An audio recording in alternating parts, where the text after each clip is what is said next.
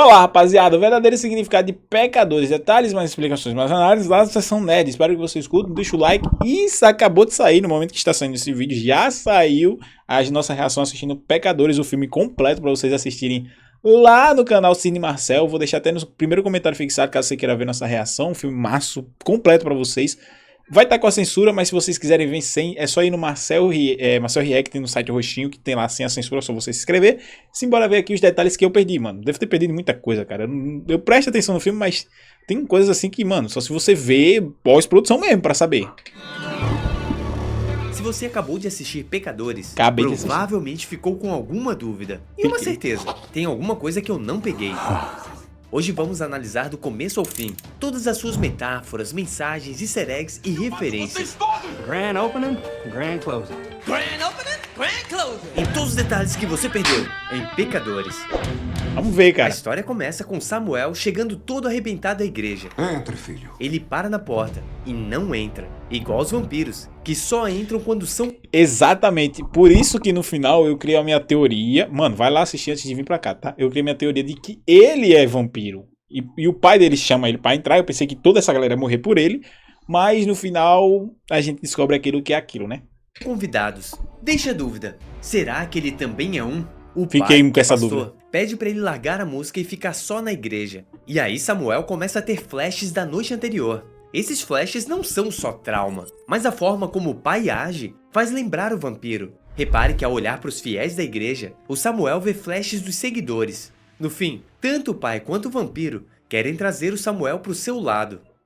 Corta pro dia anterior, para mostrar como chegamos até aqui. Conhecemos os gêmeos Fumaça e Fuligem, apelidos tirados do blues Smokestack Lightning, um clássico de dor e solidão. Eles roubaram os próprios chefes mafiosos em Chicago para abrir um clube na cidade natal, e agora compram uma velha serraria, só que sem nenhum documento. Ou seja, o dono pode voltar a qualquer momento e tomar o lugar de volta. E é exatamente isso que ele tenta fazer no final. Vocês lavaram esse chão? O chão limpinho já era pista. Ele tinha dado esse golpe antes e limparam o sangue. Até abutres sobrevoam o local por causa da matança. Com o local garantido, os gêmeos vão atrás das bebidas que tinham escondido no mato. Só que dentro do caminhão também estava uma cobra, um símbolo clássico do mal.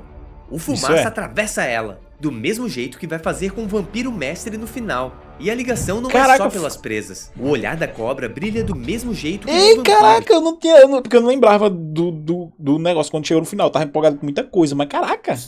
O filme não fala diretamente porque o caminhão tá escondido. Mas tudo acontece na época da Lei Seca, quando a proibição do álcool fez explodir o contrabando e o crime organizado. Naquele período, os gangsters viram uma oportunidade de recrutar veteranos negros que tinham voltado da Primeira Guerra. Eram homens treinados, mas sem emprego. Al Capone, se eu não me engano, fazia tráfico de bebidas, se eu não me engano, naquele tempo.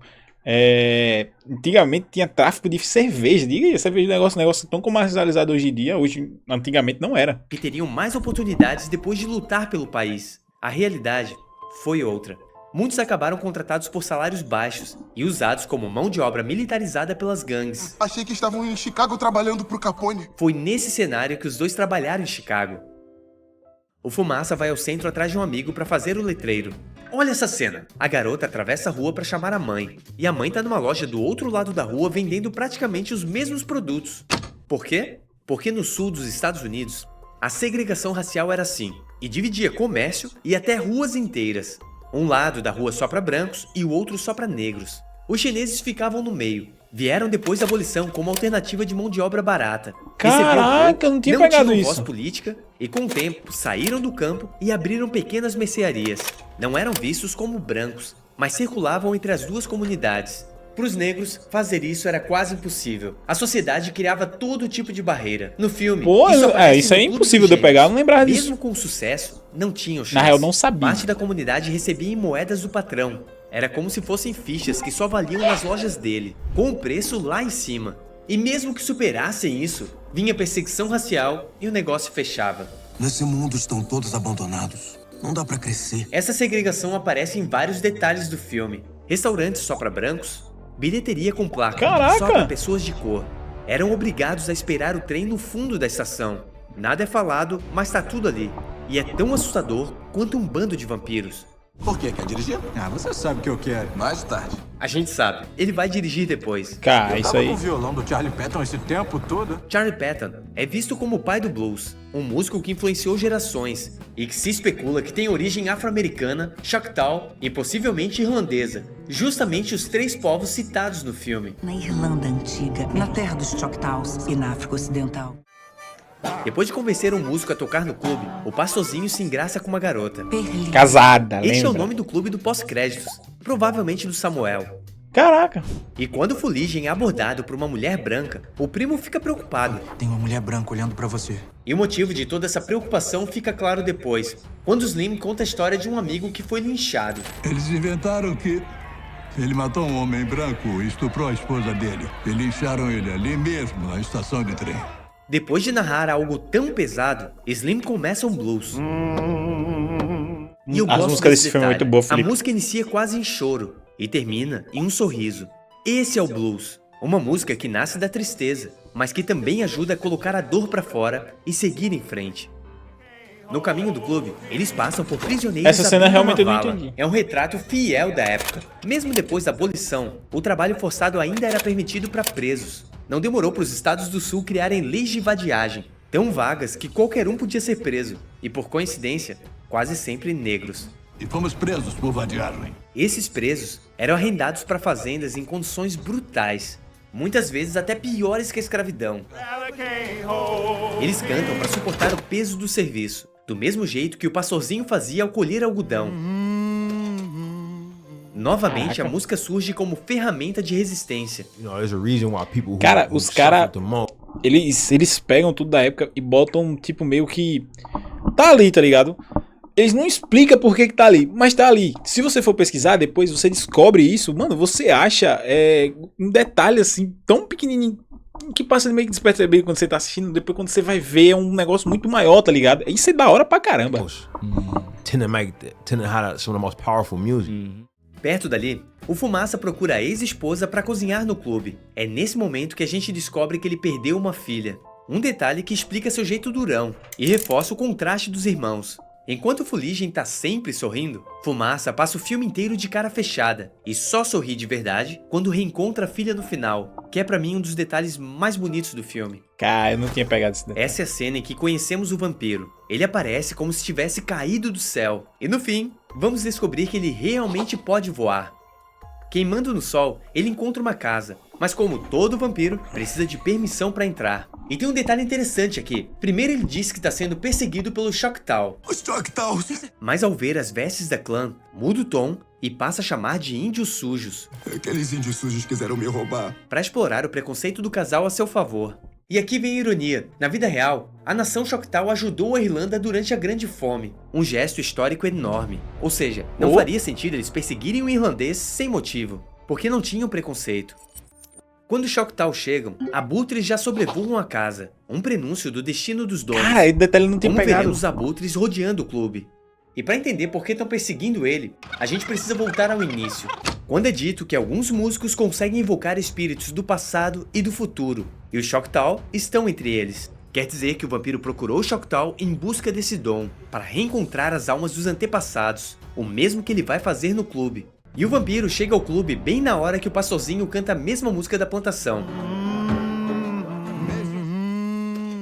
Uma canção sobre o pai, tão verdadeira, que invoca espíritos do passado e do futuro. Essa e cena acaba é atraindo o impecável, vampiro. tá? O diretor não escolhe o vilão branco opressor que pode se esperar. Ele não é racista de jeito nenhum. Não, você sabe o que quero dizer. É assim que as pessoas estão vendo ele. Ele coloca um irlandês, que na época também era minoria marginalizada. Um cara que parece entender a dor deles, porque no passado seu povo também foi oprimido. Os homens que roubaram as terras do meu pai nos impuseram essas palavras. Até o propósito dele soa nobre, reencontrar os espíritos dos antepassados. E para isso, precisa do Samuel. Entre os espíritos, aparece até O Samuel... Não, eu já ia dar spoiler. Caso você não assistir, pula um pouquinho mais pra frente. O Samuel que foi um dos únicos, junto com o Fumaça, a sobreviver aquela noite. Foi um dos únicos que ele não conseguiu pegar, né? o da cultura chinesa da Senhora Chow, reforçando que o vampiro teria chance de ver seus antepassados irlandeses. Ele também fala de igualdade através do vampirismo. A gente acredita na igualdade. Mas será que acredita mesmo? Ou só repetem o que os outros querem ouvir? como fez com o casal da clã. Para convencer a entrar, chega até a tocar um blues, e ele toca um banjo.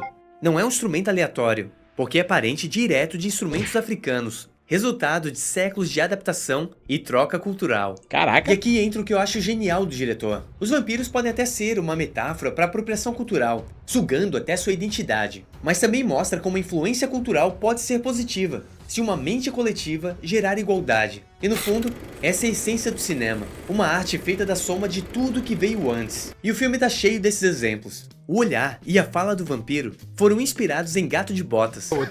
Pense no vilão. Morte. Pense na sua característica definidora. Os olhos. Olhos. Tem também o Caraca, famoso olho do o cara usou nesse filme Gold, outro filme Gold com um personagem Gold, que é o lobo. repetido Caraca. numa cena na porta. O pessoal mastigando o alho para provar que não é vampiro é quase como o teste de sangue de Enigma do Outro Mundo. E o diretor faz questão de vestir os irmãos com roupas italianas e irlandesas. Eles não roubaram só o dinheiro, eles também pegaram alguns costumes. As plantações só pagam eles com créditos. Os clientes só têm dinheiro da lavoura, por isso Mary tenta trazer gente da rua para entrar grana de verdade. Só que acaba mordida. Volta e transforma Essa o cena é fuligem. pesada. A festa termina e Brodmilho volta também transformado. Essa pra mim é uma das melhores cenas do filme, inclusive é dele tentando entrar, tá ligado? Desse gorão tentando O entrar. jeito que ele anda imita o estereótipo Jim Crow, personagem criado em 1828 por um ator branco que usava blackface para ridicularizar negros. Décadas depois, esse nome daria origem às leis de segregação nos Estados Unidos. Não, besta, é o Jim Crow. A mística Annie logo Caraca. percebe o que tá rolando. São vampiros. E não por acaso, ou talvez sim, um ano antes, em 1931, Drácula estreava nos cinemas. Essa virada, com vampiros invadindo o clube, lembra muito Um Drink no Inferno, nos dois filmes. Tudo começa com um drama criminal, e de repente, se transforma em puro terror, com vampiros atacando dentro de um bar. Do lado de fora, os vampiros cantam Rock and Roll to Dublin, uma música que fala sobre um irlandês que deixa o país, sofre preconceito até ser acolhido pelos seus. Pô, a música letra é da reflete hora, os tá? planos do vampiro mestre, acabar com o preconceito, transformando todos numa grande família de vampiros. Desesperada para proteger a filha, Grace acaba deixando os vampiros entrar. O nome dela é Grace, não por acaso. Naquela época, muitos chineses davam nomes considerados brancos para os filhos, tentando escapar daquele estigma racial do período. Fuligem morde a Annie, que implora pela morte, para reencontrar o espírito da filha. Um desejo que espelha o de Remick, querendo usar o Samuel para rever os próprios antepassados. Na batalha final, a trilha vira heavy metal. Um gênero que nasceu do blues, mas acabou marcado por bandas brancas. Até o baterista do Metallica participou da gravação. Caraca, que da hora. O amuleto Baterista impede do que um Metallica. irmão ataque o outro, e o violão vira arma nas mãos do Sammy. Poético, já que a música sempre foi arma de resistência, do blues ao rap. Tupac é muito brabo. Com o nascer do sol, os vampiros queimam. O mestre é engolido por um redemoinho de fogo. Na Bíblia, o profeta Elias, o mesmo nome dos irmãos, também foi levado aos céus num redemoinho de chamas. Talvez seja coincidência. Talvez não. Sammy corre para a igreja. Fumaça fica, arranca o amuleto, sem mais por que viver, e encara a clã. Grande inauguração, grande encerramento. Nossa, a cena é muito tá boa, no cara. texto do Chris Rock, Grand opening, grand closing. sobre a diferença entre negros comuns e aqueles que reforçam estereótipos, Grand opening, grand closing. que por sua vez deve ter pego da música do Jay-Z. E aí vem a catarse. Que essa cena é Fumaça boa, elimina tá? a clã numa cena tarantinesca, que dá aquela satisfação. Ele carrega a placa de identificação da Primeira Guerra, a do irmão. É como se ele fosse mais uma vez para a batalha ao lado dele.